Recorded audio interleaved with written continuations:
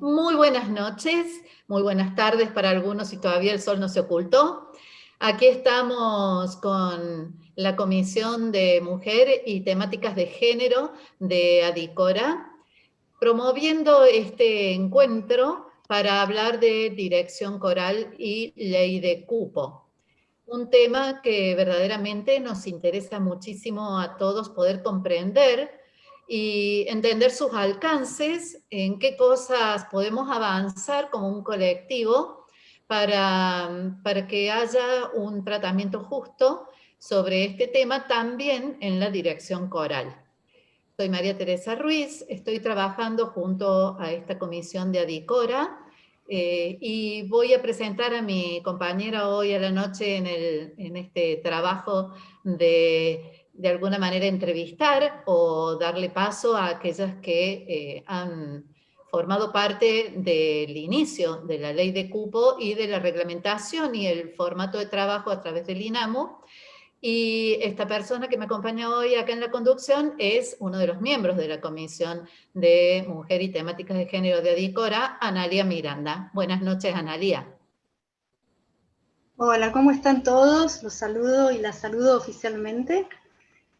Muchas gracias, Celsa, muchas gracias, Margarita, por abrir este espacio, por venir acá y poder exponer un poco vos, Celsa, de qué se trata esta ley y después permitirnos que hagamos algunas preguntas para aclarar algunas dudas y cómo nos incluye la ley, ¿sí? Entonces, si parece bien, te pido, Celsa, que hagas una pequeña exposición y después, en todo caso, preguntamos. Bueno, buenas noches a todas y todos también, que veo que hay algunos directores también. Muy agradecida y contenta que nos podamos encontrar. Muchas gracias a la comisión y agradezco también a Margarita Lambertini, la directora de jurídicos del Instituto Nacional de la Música, que hoy nos acompaña también. Bueno, agradezco la oportunidad de contarles un poco, para quienes no conocen, cuál es la historia de esta herramienta, ¿no? Que por supuesto no logra o no viene a lograr terminar con todas las desigualdades históricas que tenemos las mujeres dentro de la actividad musical, pero por lo menos es un primer paso, ¿no? Y un paso concreto hacia poder abrir espacios para la visibilización de nuestra música. Esta ley voy a tratar de contárselas brevemente porque sé que tienen las preguntas para hacer. Esta ley comenzó a gestarse en la primavera del 2017 por debates y quejas en las redes sociales. Esta ley surgió del enojo. En las redes las mujeres músicas discutíamos acerca de la falta de presencia nuestra en los escenarios de la música en vivo. Pero pudimos salir de la trampa que a veces proponen las redes sociales, donde no se sale más que de un debate sin pasar a la acción. Nosotras logramos organizarnos para pasar a la acción. El 23 de enero del 2018, que es nuestro Día Nacional del Músico, el INAMU convocó a un debate a 4 músicas referentes de distintos estilos y de distintas edades. Esa noche en el Canal de la Música estaban Elvi Olaya, pianista mendocina, directora de Alter Tango, estaba Isabel de Sebastián, compositora y cantante, estaba Barbarita Palacios por el folclore y Mariana Bianchini por el rock. Y allí intentamos debatir entre nosotras un poco cuáles eran las causas aguas arriba de la desigualdad. ¿No es cierto? Hablamos de la sobrecarga de las mujeres en las tareas de cuidados, de niños, niñas y de los adultos mayores, de la maternidad, de esas causas que como músicas no podíamos solucionar y que a veces están un poco más contenidas o acompañadas en los verdaderos estados de bienestar. Ese día Elvi Olaya, mendocina, propone hacer una ley de cupo y las demás la miramos asombradas diciéndote, ¿te parece, Elvi, una ley de cupo? Nos van a decir que queremos ocupar los espacios y los escenarios por obligación. Así que quedó claro que las primeras que dudamos en hacer una ley de cupo fuimos las propias músicas, ¿verdad? Pero Elvi nos convenció de que tomáramos como ejemplo la ley de cupo en la política, que tanto había hecho avanzar a las mujeres dentro de los cuerpos legislativos. Así que en marzo, cuando yo termino mi mandato como vicepresidenta del INAMU, me decidí que para poder impulsar una ley de cupo, lo primero que necesitaba era números duros, ¿no es cierto? Datos duros de esta desigualdad. Teníamos un estudio que había llegado de Chile, de unas sociólogas chilenas que habían dado a la Argentina como el peor país de Latinoamérica en representación de mujeres sobre los escenarios, pero decían que había un 13% de mujeres, pero solo habían analizado 4 festivales de rock. Con eso no íbamos a poder convencer a legisladores. Así que lo que hice convoqué a Alcira Garrido, una gestora cultural, e hicimos el estudio sobre los 46 principales festivales del país, abarcando las 24 provincias. Y los números nos dieron peores. Menos del 10%. Sobre 1.605 agrupaciones musicales que habían pasado por los escenarios durante un año, solamente 160 tenían alguna mujer en su conformación. A partir de allí armamos una mesa de trabajo que se constituyó con más de 20 músicas referentes que justamente no eran las que necesitaban estar en los escenarios porque ellas sí lo tenían, pero le pusieron su cuerpo, su esfuerzo, su energía para poder avanzar. Siempre contamos que nuestra ley no habría avanzado ni 3 metros si no hubiéramos tenido el acompañamiento de más de 30 agrupaciones de mujeres músicas, disidencias y diversidades que se habían formado en el país al calor de la lucha por la ley de para eso y para interpelarse también sobre las propias necesidades como músicas. Así que nos encontramos con oposición, sin ninguna duda, se opusieron férreamente los productores porque alegaban ver afectada su rentabilidad, se opusieron los managers, paradójicamente, muchos de los cuales son managers de mujeres. A todos ellos nosotras les opusimos argumentos numéricos, datos de la realidad de la música en Latinoamérica y en el mundo, de cuál era el papel de la música, de las músicas, de las compositoras, de las cantautoras y de las intérpretes en Latinoamérica y en el mundo, y por supuesto a los legisladores y al Estado en sí, sobre la necesidad de tener multiplicidad de voces, sobre la necesidad de que todos los sentires y pensares de las mujeres escenarios se construye identidad, se construye sentido, se construye ciudadanía. Pensemos nosotras hoy, que estamos reunidas aquí, directoras de coro, ¿no es cierto? ¿Cómo va a querer ser directora de coro o directora de orquesta una mujer, una niña que estudia música si no ve mujeres haciendo esa tarea en los escenarios? Entonces, a partir de todo eso, nosotras logramos, con 2 largos años de trabajo legislativo, de lo que se llama cabildeo, donde las músicas de las agrupaciones en las provincias fueron verdaderas impulsoras, voceras, e inundaban las casillas de los diputados, diputadas, senadores y senadoras, y con el acompañamiento que nosotros tuvimos de muchas músicas que firmaron su apoyo y muchos compañeros músicos que firmaron su apoyo, las asociaciones de músicos y músicas del país, de la FAMI, la UMI, el Sindicato Argentino de Técnicos y Técnicas Escénicas, la Red de Mujeres en el Sonido, bueno, una cantidad enorme de apoyos y de videos y de acciones que llevamos a cabo en esos 2 años, y visitamos sin descanso diputados, diputadas, senadores, senadoras, defendimos nuestro proyecto en las comisiones hasta que obtuvo la primera sanción. Tuvimos esa suerte de que fue presentado por la senadora por Mendoza, Anabel Fernández Agasti, no como un proyecto de un partido político, sino como un proyecto de una colectiva. Eso es importante a la hora de hacer un proyecto de ley porque tiene otro consenso y otro acompañamiento. Bueno, logramos esa ley. Una vez que se sancionó, en noviembre se cumplió, ahora hace muy poquitos días se cumplió un año de sancionada. El INAMU, que había sido designado como el órgano de aplicación, la reglamenta muy rápidamente. Ustedes saben que las leyes a veces se tardan mucho en reglamentar. Bueno, el INAMU la reglamentó, trabajó durante el mes de enero aún sobre su receso de 15 días que tiene el INAMU, y se pudo reglamentar el 12 de febrero, salió en el boletín oficial su normativa.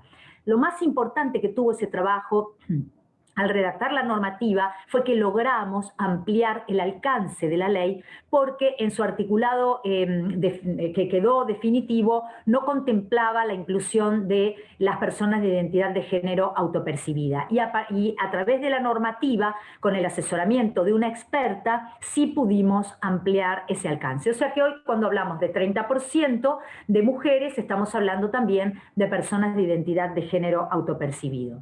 ¿Por qué pedimos el 30%? Porque los números que nos daba nuestro Registro Único Nacional de Músicos y Músicas del INAMU, que nace en 2015, en mayo de 2015, nace con 13,7% de proyectos a cargo de mujeres, fue creciendo 1% año a año hasta alcanzar el 20% que tiene hoy. Entonces, si hubiéramos pedido la paridad, habríamos estado alejadas en esa discriminación positiva de la realidad de la profesionalización de las mujeres. Por supuesto, hay cambios simbólicos que ya se ven, hay cambios concretos y falta mucho, ¿no es cierto? El otro día decíamos con las compañeras que estábamos festejando el primer año de todo lo que falta. Porque no es la única manera de ser música en la Argentina, estar sobre un escenario. La música popular no es la única rama de la música donde existe desigualdad, porque hay desigualdad en la formación, porque se desalienta a las mujeres a cubrir determinados roles, como puede ser la dirección coral, la dirección orquestal, la ejecución de determinados instrumentos, porque faltan leyes que acompañen, como por ejemplo una ley de jurados, para que ningún jurado de becas, concursos, subsidios no tenga paridad. Ahí sí tiene que haber una paridad de 50%. Hay cambios que ya se ven, ya se empezaron a ver durante la lucha por la ley y ya se ven a partir de su sanción. Vemos festivales que nunca se hubieran programado de la misma manera, festivales que históricamente fueron desiguales y tenían muy poca participación de las mujeres. Por dar solo un ejemplo, el Festival de Chamamé, que reúne a casi 200 artistas, solistas y agrupaciones, y este año que pasó cumplió la ley de cupo, y muchos otros festivales que no tendría sentido dar nombres. Hay 250% más de proyectos de mujeres presentados a los premios Gardel. Por supuesto, falta mucho, falta muchísimo. En el caso de la música popular y de los festivales, es claro que no hay equidad en las publicidades, no hay equidad en los horarios donde se programa a las mujeres, y todo eso son cosas que faltan y que hay que trabajar. Pero la ampliación de derechos nunca es de un día para el otro, siempre es algo gradual, así nos lo enseña la historia. No es que a partir del voto femenino al otro día votaron todas las mujeres, porque había muchas mujeres que estaban indocumentadas, aún hoy tenemos mujeres indocumentadas. Entonces tenemos que pensar positivamente en que esos cambios se van a dar más tarde o más temprano, y mucho más temprano con la lucha de todas nosotras y la organización de todas nosotras. Para mí, como parte de la mesa de ley de cupo, ¿no? Esa mesa que se llamó Por Más Músicas Mujeres en Vivo, es importante señalar que el proyecto de ley no buscó ser punitivo, que buscó siempre la convivencia entre trabajadores y trabajadoras de las culturas, que nosotras creemos realmente en que se debe instalar un nuevo diálogo desde esos escenarios, desde esos camarines, desde esas salas de ensayo. En esa convivencia, desde esa convivencia, podemos luchar mucho mejor contra las violencias, el machismo, la misoginia y todas las cosas que nos ensombrecen realmente como sociedad y que a las mujeres nos llevan hasta la muerte. Creemos en ese modo, pero no negamos que puede haber otros tipos de lucha, otras elecciones y seguramente festivales que sean solos de mujeres, porque si así las compañeras se sienten cómodas, tienen todo el derecho a hacerlo.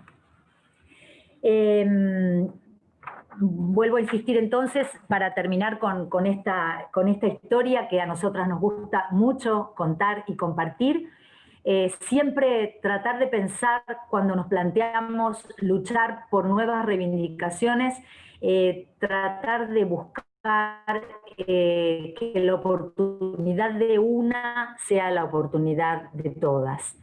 O de todos, de abandonar los individualismos colectivos que a veces nos confunden un poco y pensamos que nuestra agenda es la agenda del país entero.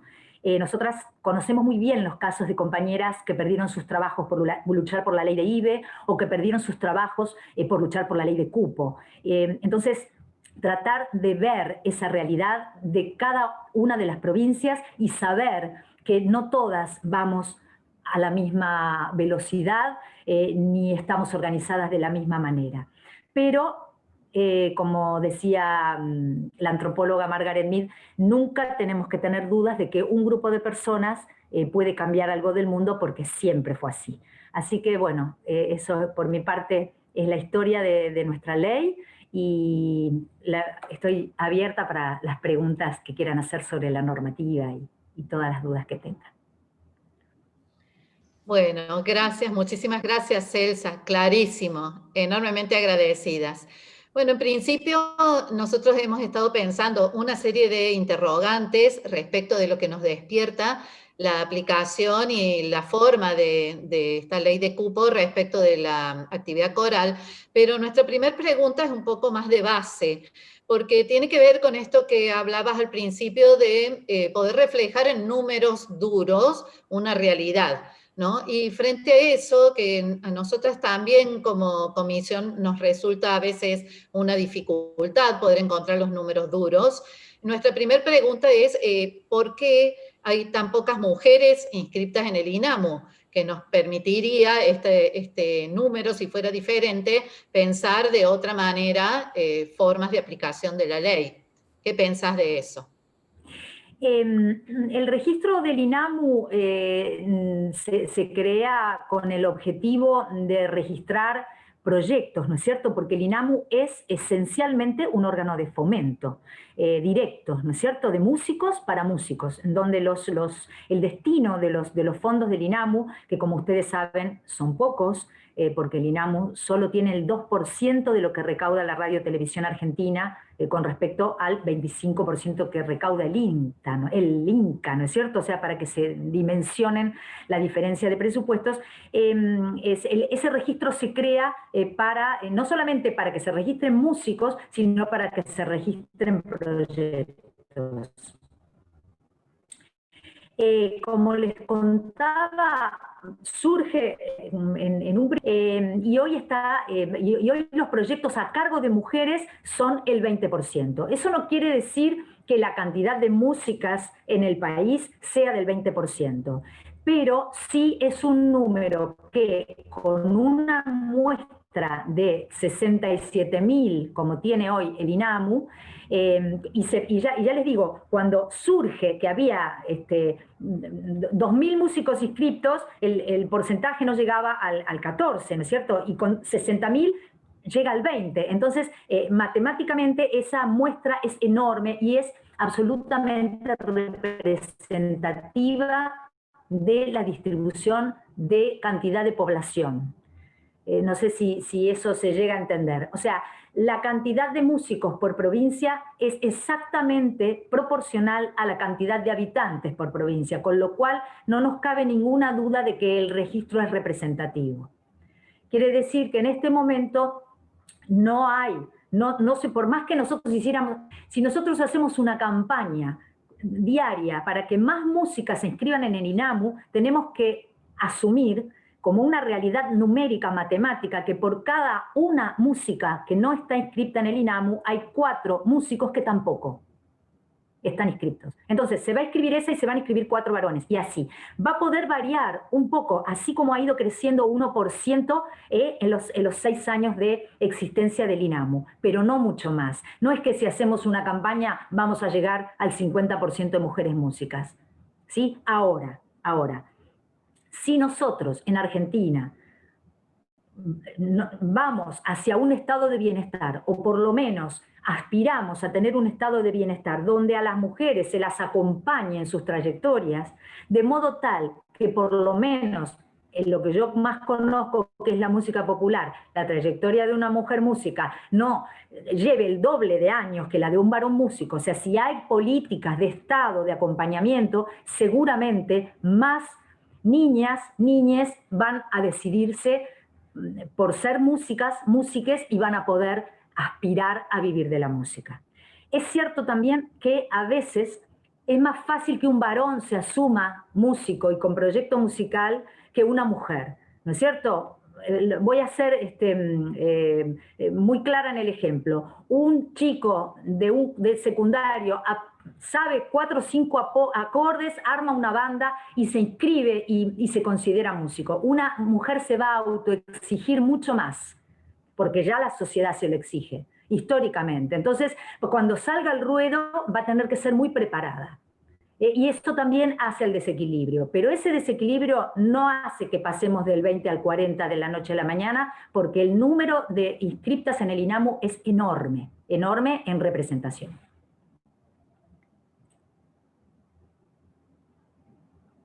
Bien. Esta pregunta creo que tiene una doble faz. Poder responderla a Celsa tal vez en parte, o Margarita como abogada, como asesora legal. Nosotras leímos profundamente la ley y la primera pregunta que nos surgió fue si se puede entender dentro de la dirección coral, dentro de la vida coral, que la ley de cupo se cumple solo por el hecho de que cuando un coro mixto se para en el escenario, más del 50% por lo general de sus cantantes son mujeres. ¿Sí? Y si no es así, si la ley de cupo representa a la persona que dirige esa agrupación, ¿cómo se relaciona la figura del artista o intérprete que menciona la ley con la figura de la directora de coro u orquesta? No sé si Margarita querés responder o Celsa. ¿Maggie? Ahí está, sí, acá estoy. Buenas. Estoy. Sí, a ver, la ley habla de agrupaciones musicales o proyectos musicales, con lo cual tomamos al coro como una unidad. En general, el modo en el que se aplica la ley es de qué manera identificamos al coro, ¿sí? Si el coro es el coro Kennedy, por darles un ejemplo evidente, yo no lo identifico con una figura ni masculina ni femenina, con lo cual tiene que darse esta cuestión porcentual. Ahora, si yo lo identifico con un director, digamos, si llamamos al coro con el nombre del director, que entiendo que en la práctica esto sucede, ustedes corríjanme, si es el coro de Juan Pérez o el coro de Analía Miranda, entonces ahí se da por cumplido de acuerdo a el nombre con el cual identificamos el proyecto coral. No sé si se entendió. Digamos, doy dos ejemplos. Claro, pero por lo general nosotros no llamamos a nuestros coros con nuestros nombres, sino que les ponemos un nombre de fantasía, pero es muy evidente que es el coro tal dirigido por, o sea, eso Eso es parte del nombre del coro. Pero en tal caso, digamos, sí. Bien, pero en tal caso, el director, como lo establece la ley de propiedad intelectual, se va a sumar, digo, va a ser uno más, un intérprete más, ¿sí? Se va a sumar a la cantidad de intérpretes.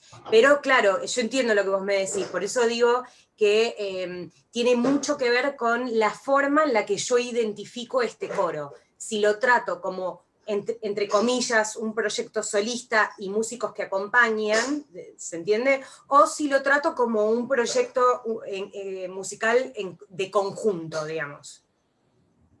El coro es un proyecto musical de conjunto, pero el director o directora no entra dentro de ese conjunto. Es como si el coro fuera el instrumento, ¿no? Para hacer un paralelo. Es como si el coro fuera el instrumento y la persona que lo dirige es el intérprete o la intérprete de ese instrumento. O sea, para nada hay una cosa de homogeneizarse y de perderse la dirección o el rol de la dirección dentro de ese grupo. Sí, puedo... Vos decís, Margarita, entonces, las directoras mujeres deberíamos empezar a nombrar nuestros coros con nuestros nombres. De esa manera, para digamos... que la ley nos incluya. Sí, absolutamente de esa manera entenderíamos que se está dando el porcentaje, digamos, por supuesto. Sí, Cel, ¿vos querés como aclarar algo más? Elsa, ibas a agregar algo. Sí, claramente la ley no regula hacia adentro, ¿verdad? No regula hacia adentro de las agrupaciones musicales.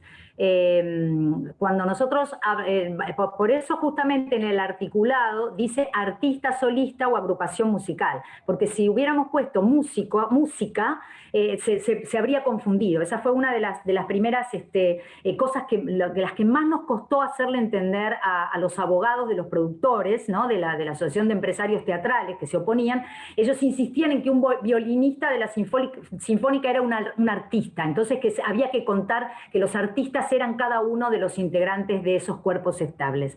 Y nosotras le explicábamos que artista es el que porta la marca. Entonces, en el caso de los coros, ustedes no sé cómo están inscriptos o dónde están inscriptos. En el INAMU están inscritos como agrupaciones musicales, ¿verdad? Cuando un coro se inscribe en el INAMU, ¿quién lo inscribe? Lo inscribe el director, la directora, ¿no es cierto? El proyecto, como bien decía Margarita, el proyecto. Entonces, el proyecto es el director, la directora, ¿no es cierto? El dueño de la marca, esté inscrito o no en el INPI, ¿no? En donde se saca la patente y marca, nadie duda que el Estudio Coral de Buenos Aires es de Carlos López Pucho, ¿no es cierto? Entonces, o era de Carlos López Pucho. Entonces,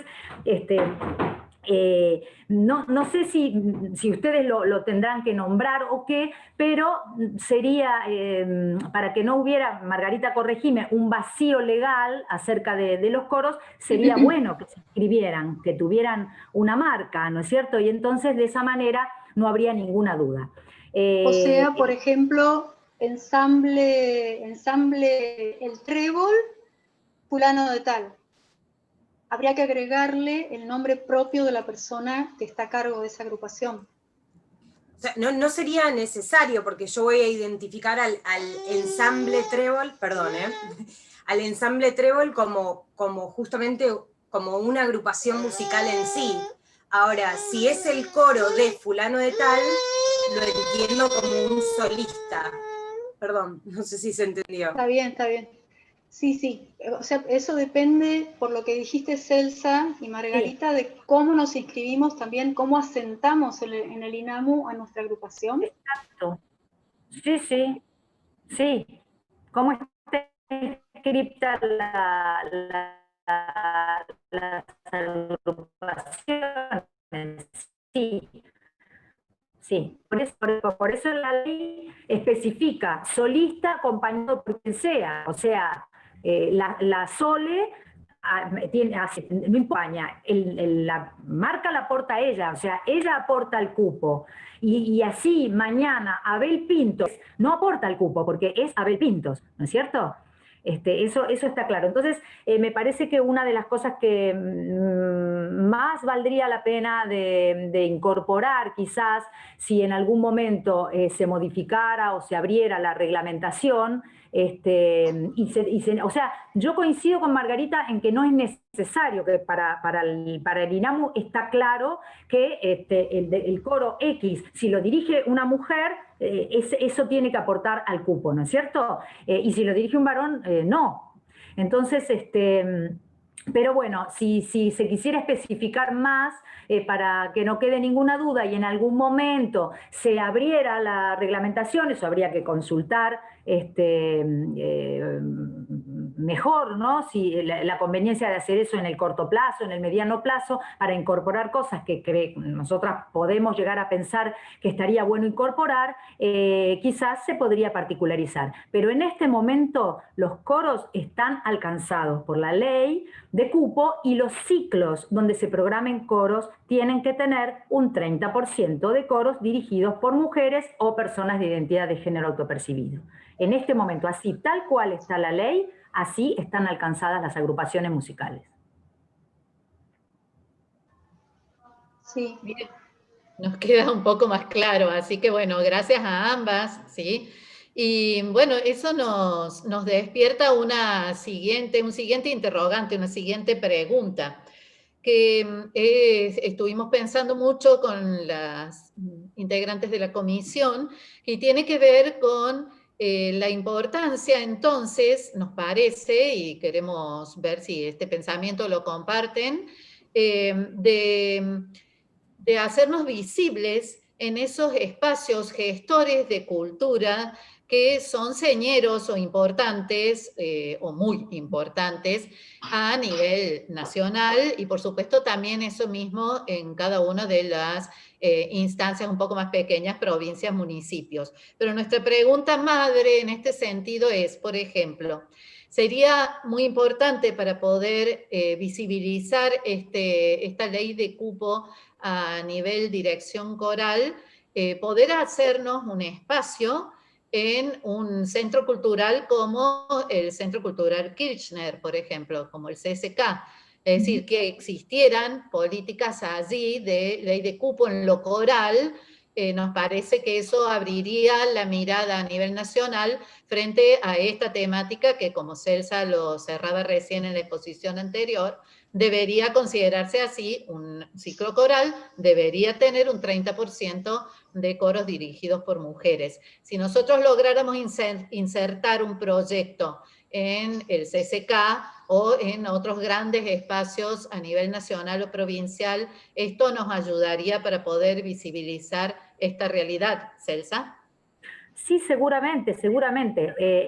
Yo desconozco cómo es la programación del CCK en detalle, pero si existiera un ciclo coral en el CCK o en el Teatro de San Juan o donde sea, debe cumplir con la ley de cupo. Así que, bueno, no sé si ustedes están por peticionar eso al CCK.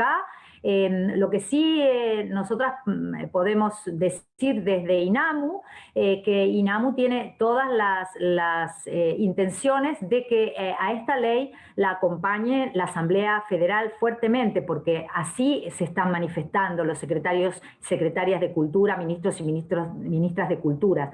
Hay muchísimo trabajo por parte de las agrupaciones de mujeres en las provincias y mucha voluntad de colaborar. Así que esperamos que eso sea así y que, por supuesto, una de las facetas sea que se organicen ciclos, no solamente de música coral, sino también de música de para cumplimiento, ¿no es cierto? Porque el INAMU otorga un sello a quien la cumple. Se han otorgado ya, aún en pandemia, 13 sellos a festivales o ciclos por haber cumplido.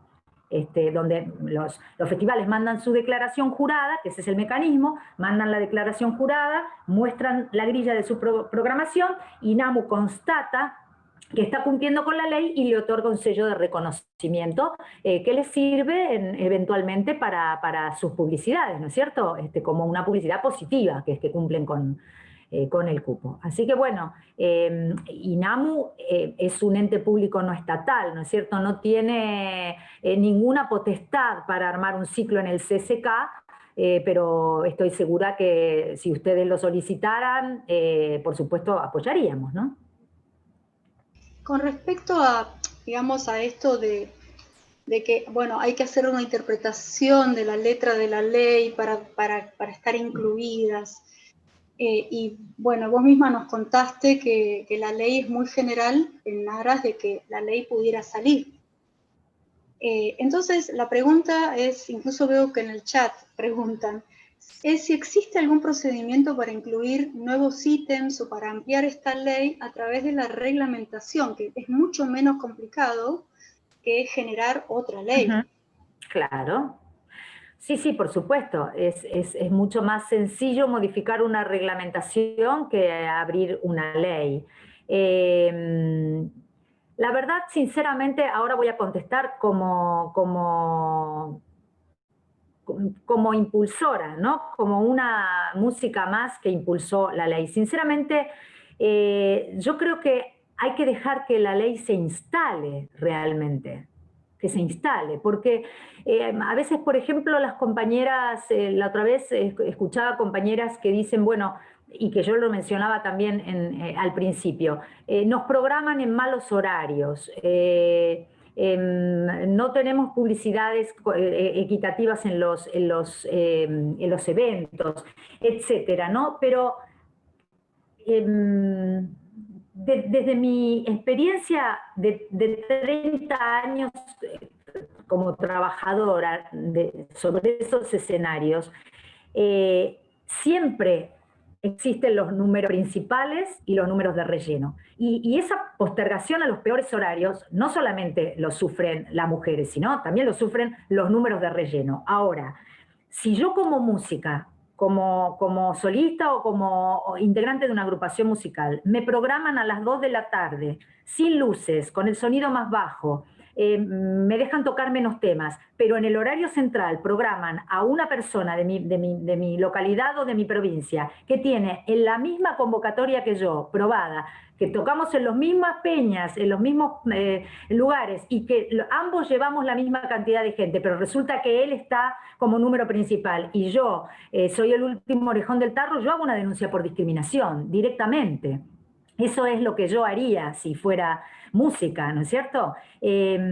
Cuando se vea claramente la discriminación. Ahora, querer que me programen en el horario central o con la cartelera, con la letra grande, si yo soy una música que recién se inicia, al igual que otro músico que recién se inicia, no me parece que sea una cosa que se pueda obligar. ¿No es cierto? No, estamos hablando de igualdad para los dos lados, sí, sí. Claro, claro. Lo que pasa es que no se olviden que nosotras avanzamos con una ley que avanzó sobre lo privado. Eso es inédito, ¿no es cierto? O sea, hubiera sido muy sencillo pedirle al Estado, a los gobiernos provinciales, a los gobiernos municipales, esa equidad y esas ordenanzas y esas normativas. Nosotras avanzamos sobre lo privado, le estamos diciendo a los privados que no pueden llevar 10 bandas que ellos quieren o 10 agrupaciones que ellos quieren, sino que tienen que llevar 7 de los que quieren y 3 tienen que ser mujeres, o sea que tienen que buscar 100 kilómetros alrededor de la localidad donde se va a hacer a aquellas mujeres a las que se les debe dar esa oportunidad. Entonces, me parece sinceramente que tenemos que esperar que la ley ruede, que la ley se instale, que se empiece a cumplir, que el INAMU la pueda fiscalizar, que salgamos de esta pandemia, que tengamos los mecanismos con la velocidad que tenemos que tener, etcétera, ¿no? Antes de pensar en incorporar nuevas cosas a una reglamentación. Lo que no quiere decir que no las podamos incorporar. Sí, las podemos incorporar, es seguro. Una reglamentación se puede abrir, es una instancia que se puede abrir y se puede incorporar. Pero tenemos que tener un poco de, pensar realmente qué cosas son cumplibles o qué no, porque eso es, por ejemplo, en el caso cuando pensábamos en las personas de identidad de género autopercibida, que nosotras habíamos escrito en el articulado de la ley, 30% de mujeres y comunidad LGBTIQ. Nos encontramos con que a la hora de la fiscalización era muy difícil establecer las identidades, porque no hay DNIs todavía sin género. Los DNI, a pesar de que existe una ley de identidad de género, siguen siendo masculino o femenino. Entonces, ese fue el motivo por el cual nosotras retiramos esa opción del articulado. Ahora, por suerte, la pudimos incorporar en la normativa, ¿sí? Pero en ese momento, en ese 2018, se nos planteaba como un problema práctico la falta, la imposibilidad de identificar el género de las personas. Bien, voy a juntar una pregunta de las que vienen haciendo la gente a través del chat con una pregunta que nosotros teníamos preparada para hacerte, Celsa. Y tiene que ver con, la pregunta en el chat dice, si la ley se aplica siempre y cuando el evento sea pago, o esto también es para los eventos que no son pagos, y la nuestra es si el INAMU tiene una estructura para poder fiscalizar que la ley se cumpla dentro del ámbito coral. Entonces, bueno, es un poquito las dos cosas. Si es solo cuando es pago o no, y si realmente el INAMU puede. No, la ley es para todo evento, público o privado, con o sin fines de lucro, que se desarrollen una o más jornadas en ciclos y o programaciones anuales. Perfecto. Todo. Imagínense que al haber puesto nosotras todo evento, se acabó la música en vivo, comenzó la virtualidad y la virtualidad está alcanzada por la ley de cupo. Claro. Y en la segunda parte es una pregunta netamente para Margarita. Bueno, sigo yo entonces. Respecto a los recursos para fiscalizar, bueno, esto necesariamente está atado a lo que Celsa comentaba al principio respecto al acotado presupuesto con el que cuenta el INAMU.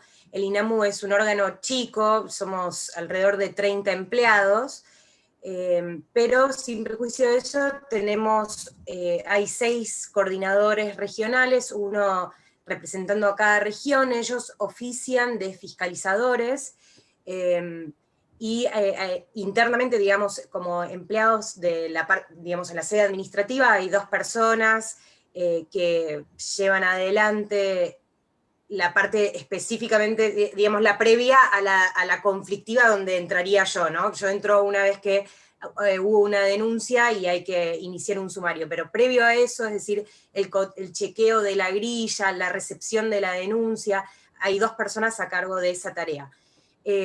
La idea siempre es tratar de ampliar todas nuestras posibilidades. Se está contemplando la posibilidad de hacer un convenio con INADI para ver si nos prestan algunas personas más para realizar las fiscalizaciones, pero en principio contamos, esta es la gente con la que contamos, 6 coordinadores regionales y las 2 personas adentro a cargo de ley de cupo, y después la parte de legales, ¿no?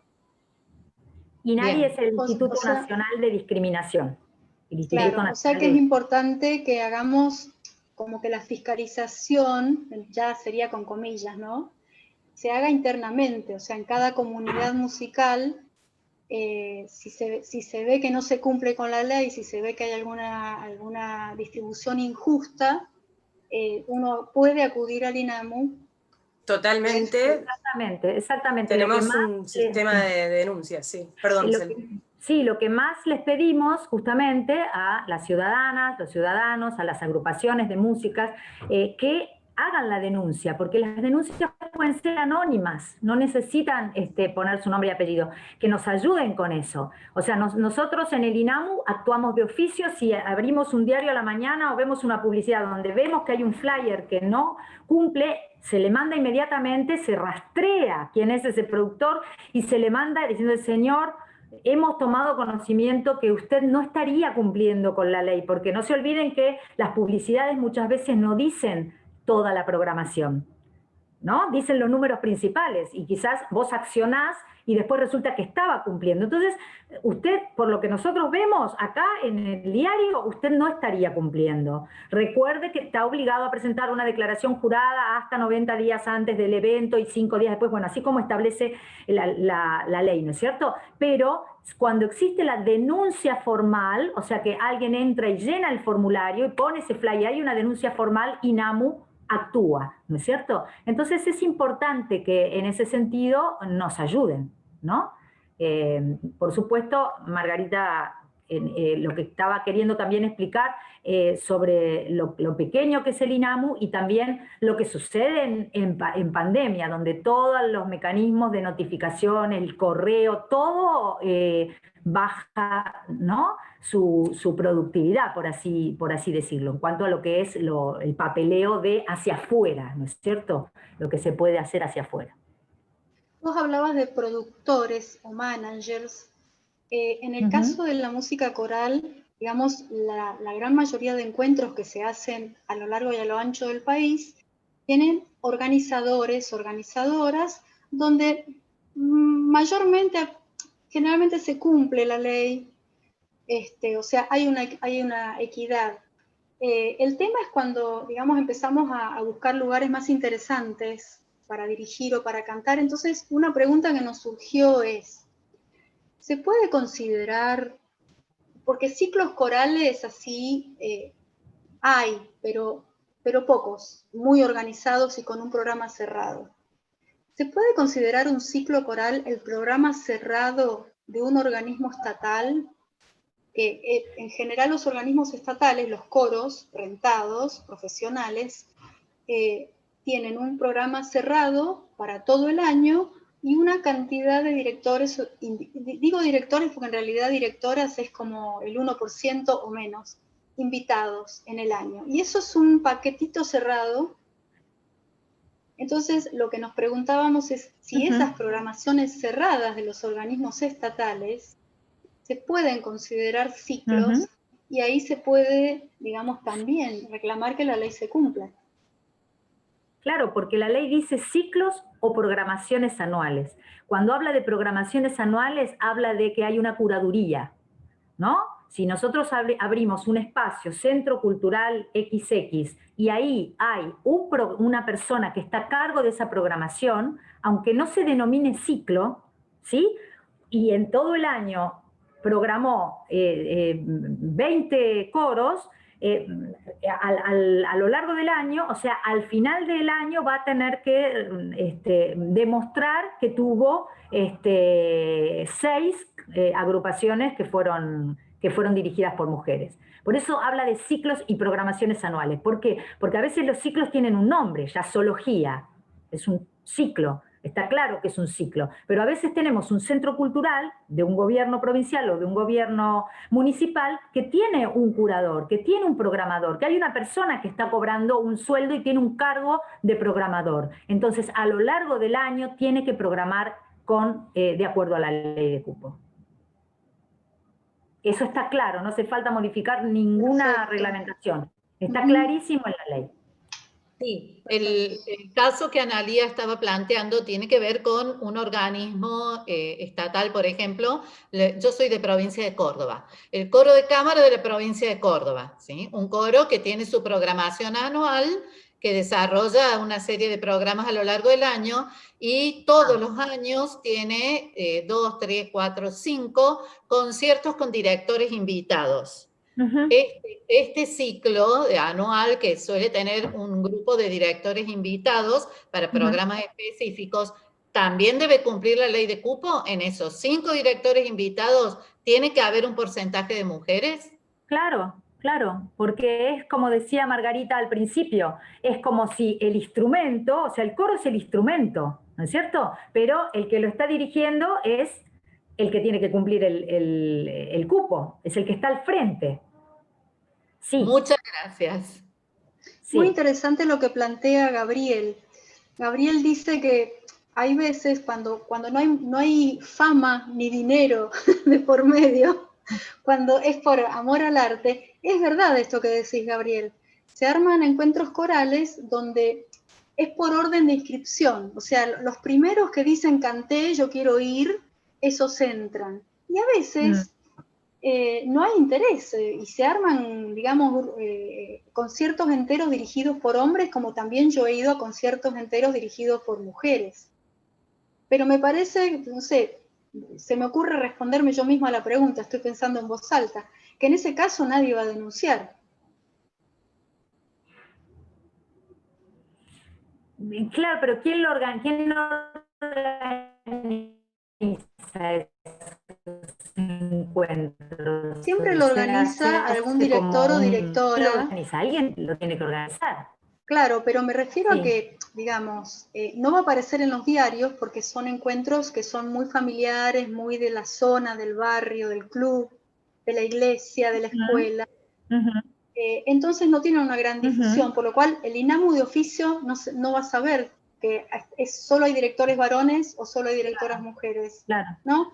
Y por otro lado, me parece que la otra vía, que es la denuncia, tampoco se va a cumplir, porque, bueno, yo directora veo que el encuentro que yo vi publicado, donde invitaron a directores y directoras, y a mí no me interesó ir, no voy a denunciar cómo no hay mujeres ahí. Me parece que es como una hipótesis de conflicto un poco lejana.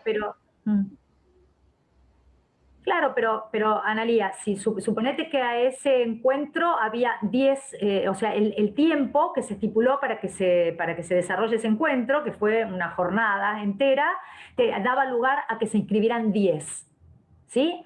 Bueno, se inscribieron 10 coros dirigidos por varones y apareces vos, la número 11, y cuando te vas a inscribir te dicen, no, ya está, porque ya entraron 10 varones. Sí, pero no cumple el cupo. No cumple el cupo, entonces vos podés ser denunciante de esa situación y te tienen que dar lugar, lamentablemente, en ese, o sea, lamentablemente lo digo porque van a tener que desprogramar a uno, que seguramente si yo estuviera organizando diría el último que se inscribió tiene que darle lugar a Analía porque acá no está cumpliendo, no se está cumpliendo el cupo, ¿no es cierto? O sea, es como una herramienta, sí. Claro, sí, por supuesto, ahí son situaciones muy particulares las que vos estás planteando. Es cierto, INAMU no se enteraría si nadie lo denunciara, y quizás nadie lo denuncie porque a nadie le interese y no importa que vayan 10 varones, pero si vos, que sos la 11, querés entrar, te van a tener que hacer lugar, porque es un evento, ojo, se va a tener que cumplir porque es un evento con 3 o más agrupaciones, eso tiene que quedar claro. 3 o más agrupaciones. Si hay 2 coros, no aplica la ley de cupo. Es para eventos de 3 o más. ¿Por qué? Porque se planteó con un 30%, entonces no se podía aplicar sobre un evento que tenga 2, porque te hubiera sido el 50%. Y el 50% para nosotras no era representativo de la realidad musical. Bien, claro. Gracias. Muy bien. Bueno, nos van quedando preguntas para hacer, pero antes de eso, para quienes no han sido presentadas apropiadamente, quería decirles que estamos charlando con Celsa Melgoglan, que es impulsora de la ley y a cargo de su fiscalización desde el INAMU, y con Margarita Lambertini, que es la directora de Asuntos Legales del INAMU. Así sabemos bien quiénes son ellas, que nos están aclarando tantas dudas. Y recién, Margarita, vos comentabas el tema de cómo se podía fiscalizar, que el INAMU tenía esta serie de personas trabajando en el interior también, y nuestra pregunta sobre este tema sería, ¿cuál es el procedimiento en el caso de que se quisiera hacer una denuncia por incumplimiento de la ley de cupo? ¿Cómo se procede? La verdad que es muy simple, es muy accesible, es a través de nuestra página.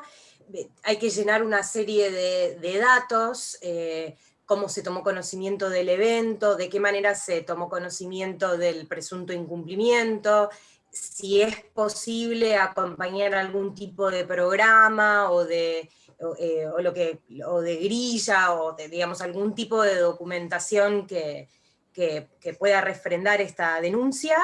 Esto es un paréntesis absolutamente mío. Si tienen datos del productor, cuanto más mejor, porque lo que a veces nos pasa es que se hace una denuncia y nos cuesta mucho obtener alguna información para poder notificar, digamos. Entonces, cuanta más información tengan sobre el evento, por favor provéanla en la denuncia, pero es muy fácil hacerla.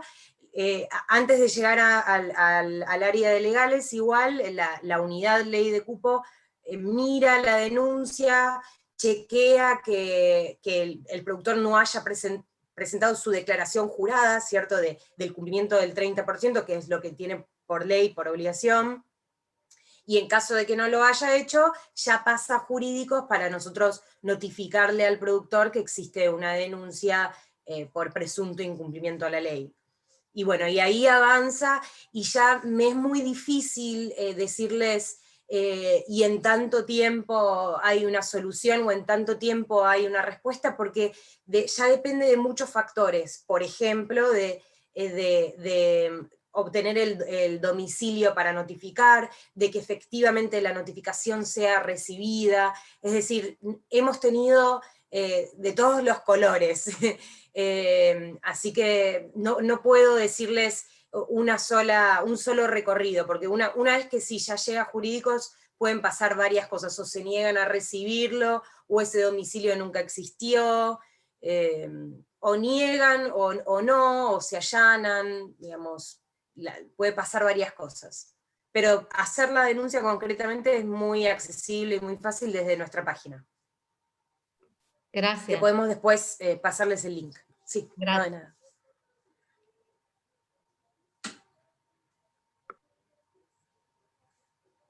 Buenísimo. Nos han aclarado y nos están aclarando mucho el panorama. Nuevamente les agradecemos. Con respecto a lo que, digamos, las dudas que tenía yo han sido bastante aclaradas, ¿sí? Sobre todo con respecto a lo que es cómo se ve en la letra de la ley la figura de quien dirige un coro. Eso lo aclararon bárbaro. Y después también me parece que es súper importante darnos cuenta de que las programaciones de los coros estatales, oficiales, rentados, hay como muchas características ahí que confluyen, se consideran programaciones y deberían entrar dentro de la ley. Esas eran dos dudas así fundamentales que yo tuve y que tuvo la Comisión de la Mujer al leer, bueno, valga la redundancia, la ley. Bueno, creo que no hay más preguntas. Yo quisiera hacer como un solo comentario final, Sí.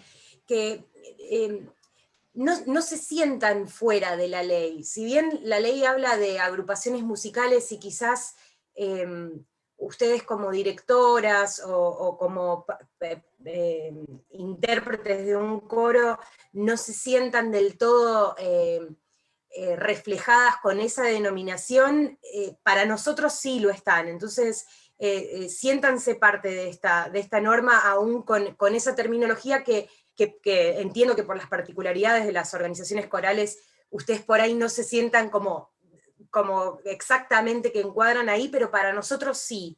Entonces, eso nos tranquiliza. Totalmente. Entonces, si quizás naturalmente ustedes veían el chat que decían, bueno, pero habría que modificar y ver cómo las particularidades de los coros se ajustan a esta normativa.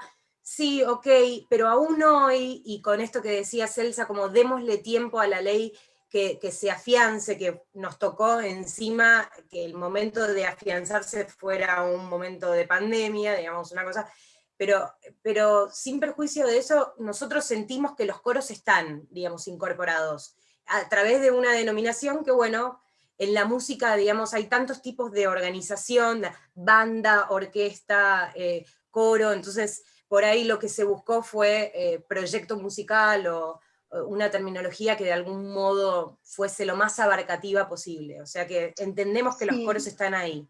Claro, acá hay otra pregunta que dice que en cuánto tiempo se tramita una denuncia y si hay sanciones, o sea, si a pesar de la denuncia y de la intervención del INAMU se realiza el evento sin cumplir con el cupo, ¿qué es lo que sucede? Sí, por supuesto. Esto tiene que ver con todo lo que dije antes, ¿no? Con todo este procedimiento que a veces puede ser un poco trabado, digamos, en este sentido de que puede ser un domicilio que al final no era, puede ser que el notificador, que no es nuestro, o sea, es correo argentino, ya, digamos, a veces no están inspirados, entonces tiene que ir varias veces e insistir. pero una vez notificado y corroborado, por supuesto el productor tiene su legítimo derecho a defensa, o sea que va a presentar su descargo, y una vez corroborado que efectivamente hubo un incumplimiento, la ley establece la aplicación de una multa, pero la regulación da también la oportunidad, como instancias un poco menores, como lo es un llamado de atención, pero sí, se establece una penalidad ante la corroboración de un incumplimiento a la norma, por supuesto. Pero, perdón, pero como decía Celsa, la finalidad de la norma no es punitiva, lo que queremos es que haya más presencia de mujeres en los escenarios, ¿no? Sí, claro que sí. Y bueno, muchas gracias. Y muchas gracias, Analía, también. Muchas gracias, Celsa, que ha sido clarísima en la explicación de la ley. Y gracias, Margarita, por todos estos detalles técnicos que nos ayudan a comprender mejor cómo insertarnos en este camino que también para nosotros, como Comisión de la Mujer y Temáticas de Género de Adicora, es nuevo. Así que también estamos viendo de qué manera podemos ir insertándonos en todos estos ámbitos que la música y que el Estado en este caso tienen para que podamos expresarnos desde un lugar en donde nos sintamos libres de ser nosotras haciendo nuestra profesión. Así que bueno, muchísimas gracias a todos los que han estado aquí. Muchas gracias a los que comparten desde su lugar de pertenecer al género masculino este interés por la ley de cupo. Muchas gracias, la verdad es muy importante sentirse validados por los compañeros de trabajo de esta manera, así que estamos enormemente agradecidas, también con los que están en Facebook, muchas gracias, ahí he visto a algunos otros compañeros también manifestándose muy interesados con la charla y con lo aprendido aquí hoy. Analía. Casi no puedo agregar nada, salvo agradecer también, muy agradecida con vos, Celsa, y aparte admirada por tu incansable trabajo para difundir la ley y para esto, para instalarla. Me parece que esa palabra es fundamental, ese concepto. Y Margarita también, te agradezco nuevamente. Divino tu niño, niña. Gracias, ahora se quedó ahí. Bueno, y bueno, colegas, un beso enorme, nos estaremos encontrando y seguiremos hablando del tema.